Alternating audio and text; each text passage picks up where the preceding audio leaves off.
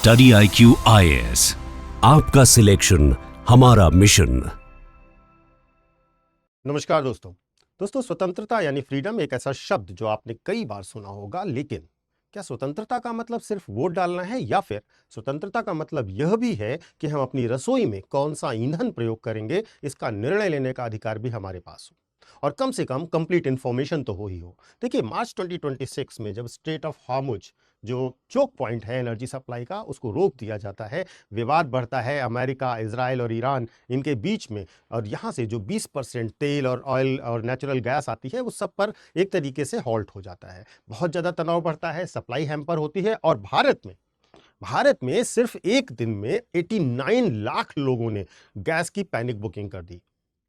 लेकिन एक बात समझिएगा कि क्या यह संकट सिर्फ एक विदेशी युद्ध का नतीजा था या फिर इसे एक मैन्युफैक्चर्ड मौके की तरह इस्तेमाल किया गया, जिससे एक ऐसी पॉलिसी को पुश किया जा सके जो आपको धीरे धीरे सब्सक्रिप्शन मॉडल पर बांध दे।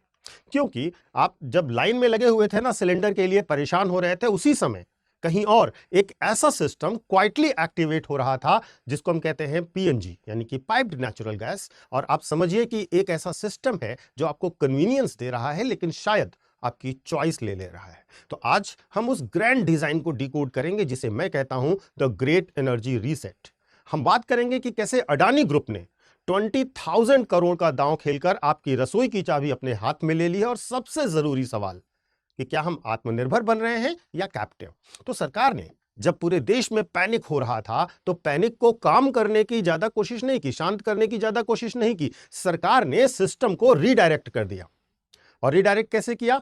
PNGRB, petroleum and natural gas regulatory board, जो कि भारत सरकार का एक रेगुलेटरी, एक नियामक संस्था है, जो देश में नेचुरल गैस और पाइपलाइन से जो सप्लाई होता है, पेट्रोलियम पाइपलाइंस होती हैं, उनको रेगुलेट करता है। उसने क्वाइटली एक ऑर्डर निकाला, पीएनजी और सीएनजी को अब प्रायोरिटी सप्लाई माना जाएगा, इंडस्ट्री से सप्लाई कट होगी, कॉमर्शियल एलपीजी यूजर्स को शिफ्ट करने के लिए कहा जाएगा, और राज्यों को एक सबटल लेकिन पावरफुल सिग्नल दिया गया कि अगर तुम पाइपलाइन एक्सपेंशन फास्ट करोगे तो हम तुमको एक्स्ट्रा एलपीजी देंगे। यह एक इंसेंटिव नहीं है, यह एक प्रकार की बिहेवियरल इंजीनियरिंग है जिसे हमें जरूर समझना चाहिए। देखिए, पहले क्या था, अप्रूवल टाइमलाइन में महीनों लगते थे, अब इसे 10 दिन के अंदर अप्रूवल हो रहा है। होटल्स को, कैंटीन्स को, रेस्टोरेंट्स को और डायरेक्ट इंस्ट्रक्शन दिए जा रहे हैं कि आप स्विच करिए पीएनजी की ओर। और हाल ही में हजारों कनेक्शंस, हजारों एलपीजी यूजर्स माइग्रेट किए गए हैं, और यह ऑर्गेनिक एडॉप्शन नहीं है, यह पॉलिसी ड्राइवन माइग्रेशन है। इसको समझने का आपको प्रयास करना होगा। जब 13 मार्च को पैनिक बुकिंग हुई थी, तो सरकार ने क्या किया? उन्होंने समस्या को नहीं सुलझाने का प्रयास किया, बल्कि लोगों के बिहेवियर को चेंज करने का प्रयास किया।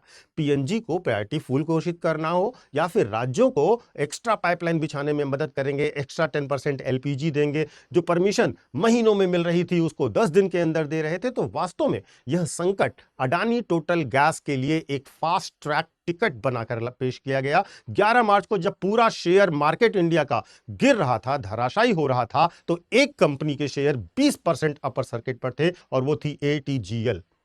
अब आप समझिएगा, बाजार को पता था कि सरकार की मजबूरी अडानी की मजबूती बनने वाली है, और यही हुआ है। देखिए, अडानी टोटल गैस ये सिर्फ एक कंपनी नहीं है, यह एक इंफ्रास्ट्रक्चर कंट्रोल का मॉडल है। आईजीएल है जो गैस सप्लाई करती है, पाइप्ड गैस सप्लाई करती है, वो दिल्ली तक सीमित है। एमजीएल है, मुंबई तक सीमित है। लेकिन अडानी की यह कंपनी 125 जिलों में है, और एक ऐसा नेटवर्क है जो ज्योग्राफी को मार्केट में बदल देता है। एनर्जी सेक्टर में स्केल सबसे बड़ा पावर होती है, और अडानी के पास वह स्केल है। अब इसे थोड़ा और गहराई से समझिएगा कि यह बिजनेस गैस बेचने का नहीं, वास्तव में यह बिजनेस पाइपलाइन बिछाने का है, क्योंकि एक बार पाइपलाइन बिछा दी गई तो मार्केट ब्लॉक्ड है, और वह मार्केट आपका पूरा कब्जे में है। अडानी ग्रुप और फ्रांस की टोटल एनर्जीज का एक ज्वाइंट वेंचर भारत में एक सबसे बड़ी निजी सिटी गैस कंपनी है।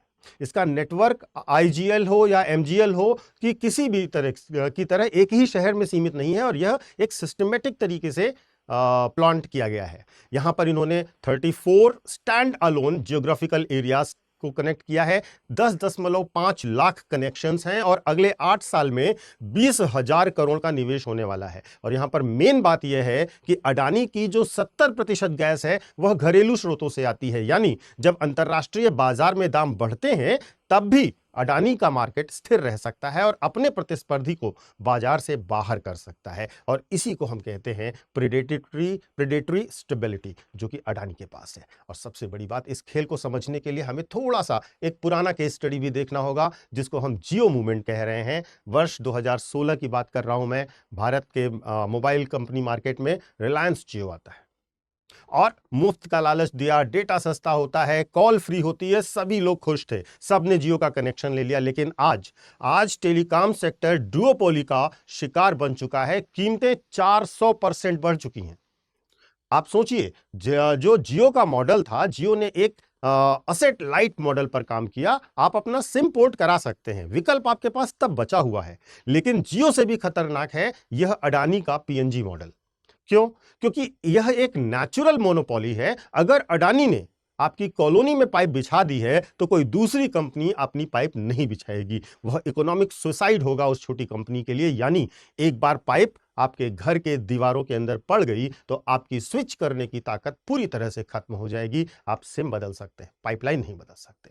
अब यहां पर जो पीएनजी और एलपीजी का खेल है उसका इकोनॉमिक्स भी समझिएगा। उपभोक्ता के तौर पर आपको इसमें बचत दिखेगी शुरुआत में, जैसे कि आपको सालाना 4,000 रुपए तक की बचत बताई जाएगी। सुरक्षा का बेहतर वादा है, इसके साथ सुरक्षा दिखती है इसमें। लेकिन इस सुविधा के पीछे एक हिडन कॉस्ट है जिस पर बात ही नहीं कर रहा है कोई, मीडिया में इस पर कोई न्यूज भी नहीं है, कि एलपीजी सिलेंडर, जो एलपीजी का सिलेंडर था, वह वास्तव में एक कमोडिटी था जिसे आप कहीं भी खरीद सकते हैं। लेकिन पीएनजी एक इंफ्रास्ट्रक्चरल सर्विस है जिसे सिर्फ एक मालिक कंट्रोल करता है। पीएनजी एक सब्सक्रिप्शन है, हर महीने मीटर घूमेगा, हर महीने कैश फ्लो अडानी के पास जाएगा। यह भारत के मिडिल क्लास का सबसे बड़े रिकरिंग रेवेन्यू मॉडल पर बनने जा रहा है पूरा का पूरा इंफ्रास्ट्रक्चर। अब देखिए, आपको मैं इसके लिए एक जियोपॉलिटिकल एग्जांपल भी देता हूं। जर्मनी ने एक्चुअली सोचा कि रूस से वो नेचुरल गैस और इस तरीके की सप्लाईज लेगा। नॉर्ड स्ट्रीम गैस पाइपलाइन आपको याद होगी, और उन्होंने सोचा था इससे वो एनर्जी सिक्योर हो जाएंगे। लेकिन जब रशिया ने यूक्रेन के खिलाफ युद्ध शुरू किया तो यही पाइपलाइन जर्मनी के गले का फंदा बन गई। और भारत क्या कर रहा है? हम ट्रकों पर चलने वाले सिलेंडर जो कहीं भी आ जा सकते हैं उनको छोड़कर उन पाइपों पर निर्भर हो रहे हैं जिनका नियंत्रण मुट्ठी भर निजी हाथों में होगा। क्या होगा अगर भविष्य में ये कॉरपोरेट घराने अपनी शर्तों पर देश की एनर्जी पॉलिसी को डिक्टेट करने लगे, और तब हमारे पास प्लान बी क्या होगा? देखिए, 2026 का ये जो संकट आपको अभी एलपीजी का दिख रहा है यह गुजर जाएगा, सिलेंडरों की लाइनें हट जाएंगी, लेकिन आपके किचन की दीवार में यह जो पीला पाइप घुसा है वह हमेशा रहेगा। विकास की कीमत हमेशा स्वतंत्रता होती है। यह सवाल है कि क्या वास्तव में हम इस कीमत को चुकाने को तैयार हैं या नहीं। निश्चित तौर पर कुछ स्वतंत्रताएं हमें छोड़नी पड़ती हैं, लेकिन यह कीमत क्या वास्तव में हम चुकाना चाहेंगे? क्या हम एक आत्मनिर्भर भारत बना रहे हैं, या फिर हम एक ऐसा भारत बना रहे हैं जहां रसोई की लौ किसी कॉरपोरेट ऑफिस के बोर्ड रूम में तय होने जा रही है? और यहीं पर सबसे महत्वपूर्ण प्रश्न भी उठता है।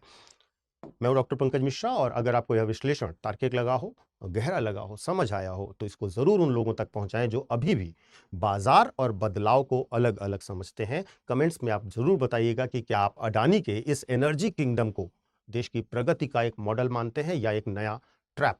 जय हिंद। एक महत्वपूर्ण जानकारी, मेरे social media handles UPSC mentor Pankaj sir के नाम से आपको मिल जाएंगे। आप इंस्टा और टेलीग्राम पर मुझे कनेक्ट कर सकते हो। और जो बच्चे यूपीएससी की तैयारी कर रहे हैं उनके लिए 2027 और 2028 के हमारे बैचेस अवेलेबल हैं, जिनका नाम प्रतिज्ञा P2I है। P2I बैच मतलब प्रीलिम्स टू इंटरव्यू आपकी कंप्लीट प्रिपरेशन कराई जाएगी, आपको डेली क्लासेस दी जाएंगी, रेगुलर मेंटोरशिप दी जाएगी, स्टडी नोट्स, बाकी सारी सुविधाएं। और साथ ही साथ इन सब जानकारियों को आप डिस्क्रिप्शन बॉक्स में दिए गए लिंक पर जाकर या हमारे ऐप या वेबसाइट पर जाकर देख सकते हैं, जहां पर आपको इसकी सारी डिटेल्स बेहतर ढंग से मिल जाएंगी। हमारे नए बैचेस भी शुरू हो रहे हैं 26 मार्च से, तो देर मत कीजिए, जल्द से जल्द ज्वाइन कीजिए। बैचेस आपको इंग्लिश यानी कि बाइलिंगुअल में, हिंदी और इंग्लिश में मिल जाएंगे। और अगर आप जब बैच खरीदने जाएं तो पीके लाइव कोड ध्यान रखिएगा, क्योंकि यह कोड आपको मैक्सिमम डिस्काउंट ऑफर करता है। तो देर मत कीजिए, जल्द से जल्द ज्वाइन कीजिए। Thank you so much.